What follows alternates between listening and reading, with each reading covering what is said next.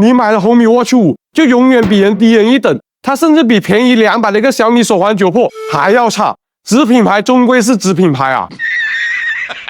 我已经戴了红米 Watch 5快1个月了，真的右眼就能看出来，它比小米手环9 Pro 还要卡。我每次向上滑动，响应都会有延迟。即使我旋转表观控制，这个滑动轨迹也非常不跟手，用得我浑身难受。然后我就去查了一下他们的一个芯片，小米手环9 Pro 的一个芯片是这个，然后红米 Watch 5的一个芯片是这个。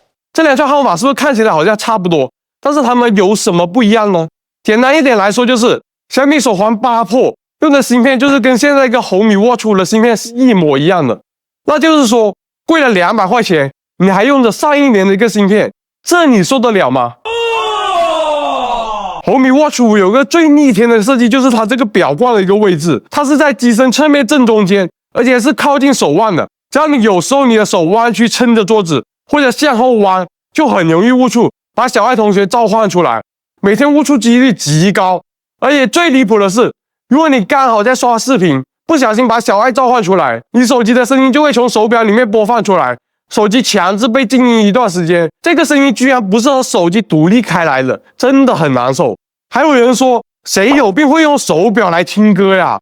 虽然它的音质对于这么小的设备来说还可以的，但是它只有300多 MB 的一个储存空间，也存不了几首歌呀。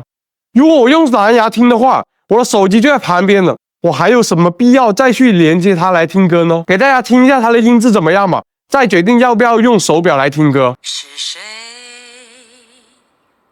在敲打我窗？有一说一，红米 Watch 5的睡眠检测是真的很一般，不如小米手环9 Pro 的准确。我发现我在椅子上午睡的时候，睡醒了直接从椅子坐起来办公，它一直记录我在睡眠中，直到我把屏幕点亮了，它才知道我醒了。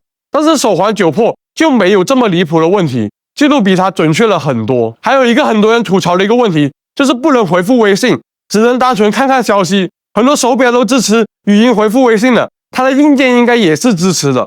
不过就是没办法，始终就得低人一等。而且微信别人发语音过来，你也听不了语音啊。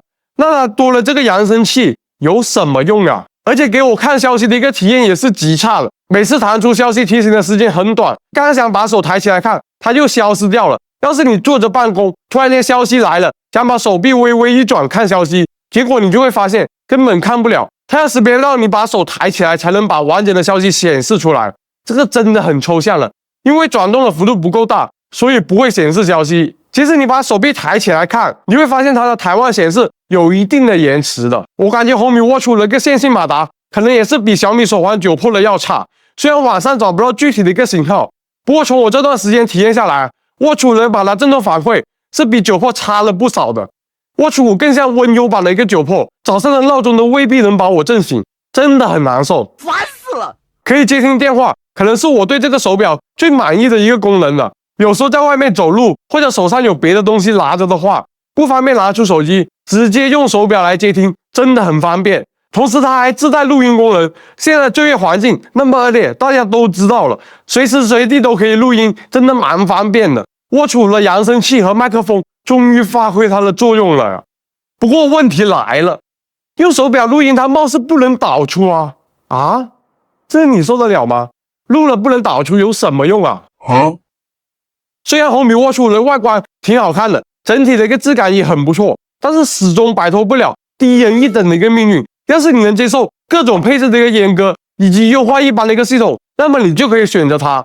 不过要是你没有用手表接听电话的一个需求，以及用手表听歌的一个奇怪要求的话，真的还不如买小米手环9 Pro， 省下来的200块钱，你买什么不香啊？买它干嘛？